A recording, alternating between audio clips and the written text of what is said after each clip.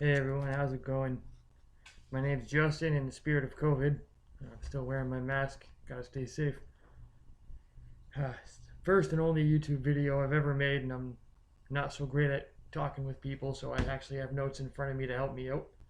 Anyways, I'm here to talk today about a company called Canntab, little company in Markham, Ontario that, well, not too many people have probably ever heard of, but I probably got 3/4 of my TFSA account with shares of them.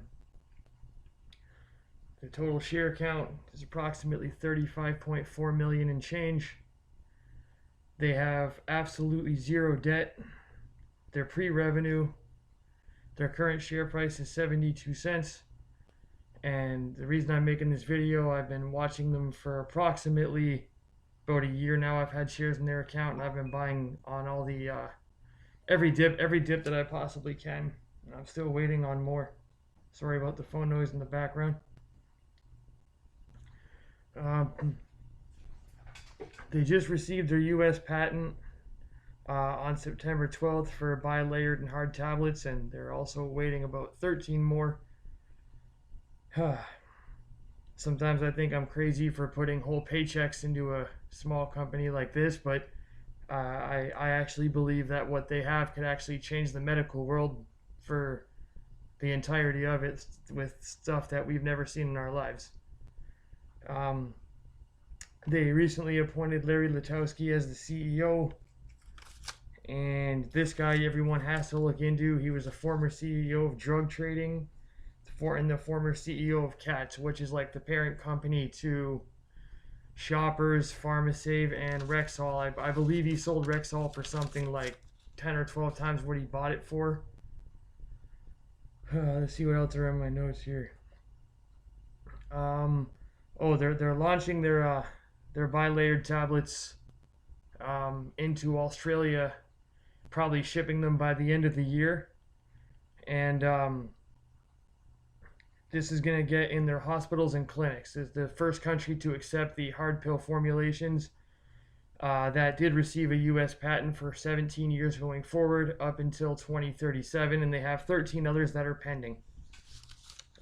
That's pretty big. That right there is why I'm putting whole paychecks in. I believe that this company could be huge. They're currently pre-revenue. I think I stated that.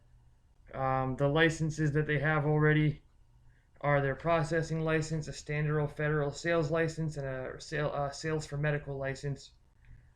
In Q1 of 2021, they're expecting to release an online platform store that also has a telehealth department, so you'd be able to go online. You would be able to talk to them via Skype or Zoom or any other video type site. And I assume that they're also going to be accepting patients for their hard pill tabs, as well as selling recreational ones online that you could also get.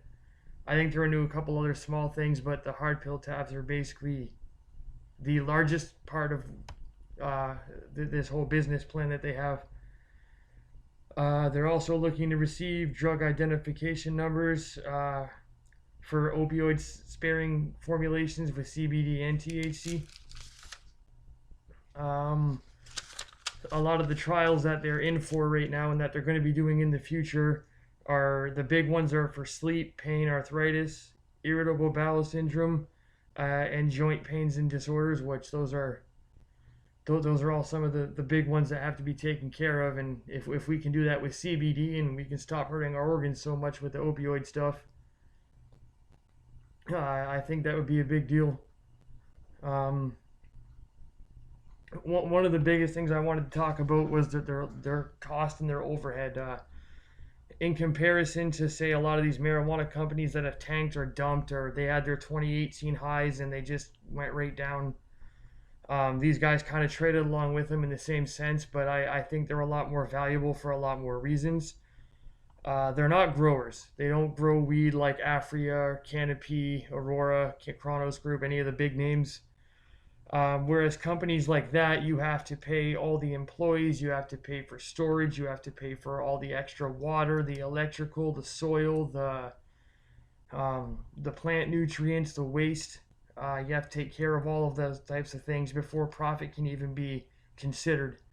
Um, whereas, as far as this company goes, they're just making the tablets. They're buying the oil whole from other consumers, using the machines that mostly are already rented or being paid for, or have already been paid for, to turn into these tablets. Now, the reason I like this is they're entering the pharmaceutical side, which will destroy any recreational money that's going to come in from the sector.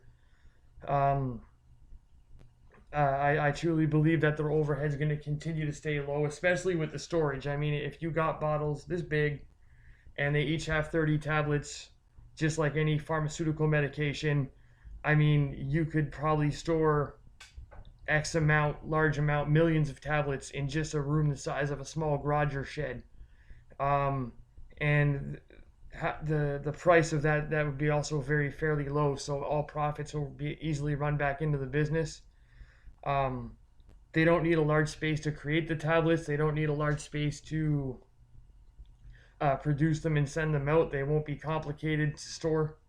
I mean, they have a long shelf life amongst other things. Um,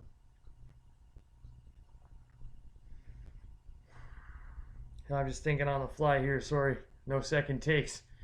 Um, but yeah, like in comparison, this company doesn't need that amount of overhead. They're not paying for nutrients. They're not paying for soil. They're not paying for water.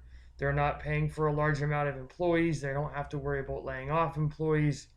This is something that can be easily adopted. They're literally just CBD and THC tablets that can solve all the regular problems that stuff like prescription meds and Tylenol or over the counter drugs can. And I wouldn't be shocked to see this as both OTC and pharmaceutical grade from doctors' prescriptions and whatnot. Um, which, in my opinion, gives this company the ability to be profitable um, far greater than the other companies that have all those overhead expenses. I've also talked to the CEO multiple times. They refuse to take on a debt load that's more than 30 days. Their balance sheet is clean.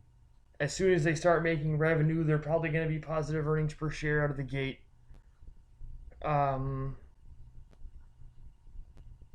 I mean, there's just so much to say about them, and I'm just getting lost here because I have trouble talking in front of people, even if it's on camera like this. So, but yeah, what I can say is I've been spending whole paychecks to buy their shares. Like I said, my thing is I think if you read into them on your own research, you'll see what I see. They're probably going to change medical as we know it today. Um, they could very well be some of the first ones to get prescription meds through CBD and THC cannabis tablets that are proven to work. Not gels, not candies. The biggest issue is the reason everyone has to go to clinics right now is because doctors cannot prescribe themselves due to malpractice and being sued. The biggest problem is if they were to give me and you a tablet or an oil or a spray or a joint or anything like that, I might feel different effects than you will feel at a different amount of time, and this could get the doctor in trouble. The reason I think there's big money here is because they're going to solve that problem. What they're going to do is they have a predetermined formula and however they do it, but if me and you take the same dose of the same thing, even though we're two entirely different people, the onset will be about the same at the same time. And that's what doctors need to be able to prescribe it. And once they can prescribe it, there won't be a need for third party clinics anymore. You go directly to your doctor and you're going to be able to get this stuff. And I think that's going to come along in line with the fact that eventually, in my opinion, insurances will also cover this stuff. Um, I believe that like your typical, I don't know how many different insurances are out there. I don't really follow, but like I got Green Shield for my work, for example, and I'm already starting to see it. They're starting to get into like third party partial reimbursements, which is a start. But once it gets widely accepted, I think North America will be the first ones to do it. I think Canada will actually be the first ones to do it, if not Australia. Um, but with these prescriptions, I mean, that's the if Green Shield ever covers this, that means that even if you're if you have a low wage job, if you're at or slightly below poverty line, or you know something, because it's hard for a lot of people right now, especially during COVID, to be able to fork out 80-90 bucks a month to be able to buy this stuff, and that's why a lot of people can't do it. um, and I also believe that they're going to solve that problem. I really believe that this will be one of the easiest ways to get it prescription, because it's going to come in a standard form and a bottle by the month. Um, Once Green Shield accepts it, anybody, no matter how much money you make, as long as your insurance covers it, you'll be able to go to the doctor's office and get it just like anything else. And that'll change the industry forever. Um, I mean, you could have big money from anywhere trying to get in on this, uh, possibly trying to buy them out or jump on board. I mean, I could see massive investors coming in to get on this boat once they realize how big that this could be. Um, yeah, this video's getting a little long. I don't want to ramble anymore, but yeah, I just small shout out to a friend of mine, Amanda, who lives in Indonesia, and she was the one that originally told me. She used to be a nurse, now she's retired, and we still talk from time to time as well. But without her, I would have never figured out about this. And as soon as I heard about it, as soon as she told me, I was like, this is a saving grace for doctors. This is what every doctor in any part of the world wants for their patients who wants to prescribe this stuff, because once they solve that one problem where they can know what they're going to prescribe and it's going to happen that way, because however they make their formulations, they're when you swallow it, when you ingest it, the liver's going to cycle it the same, it's going to hit your bloodstream the same, and it's going to have the same onset effects without taking too long or like elongating it too far. It's going to be a perfect amount of time for you, according to whatever formulation they have for whatever might ail you. Um, yeah, so that's my not so great video on Canntab Therapeutics. You can go to their website. You can read on them whatever you'd like. I've actually went back and watched every single one of their videos.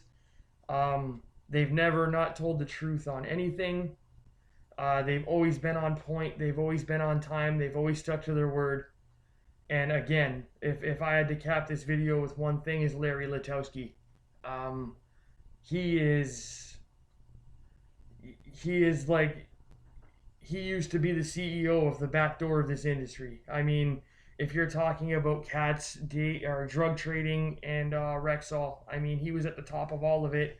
And of all the weed companies in all the world, this guy went to Canntab because he believes that that they're going to be successful. The only other thing is that I know is that they eliminated all their warrants. They've never done one single below market deal. They have people calling them to make deals, and they've turned deals down because it was below market. So I've read and been told by the CEO, watched some videos about it. They believe that their product is amazing and they're not going to sell themselves short. They don't want to dilute the stock at any cost. All their money goes back into the business. All in all, maybe this gets me out of the factory forever one day. Maybe I retire because of this company. That's what I'm hoping anyways.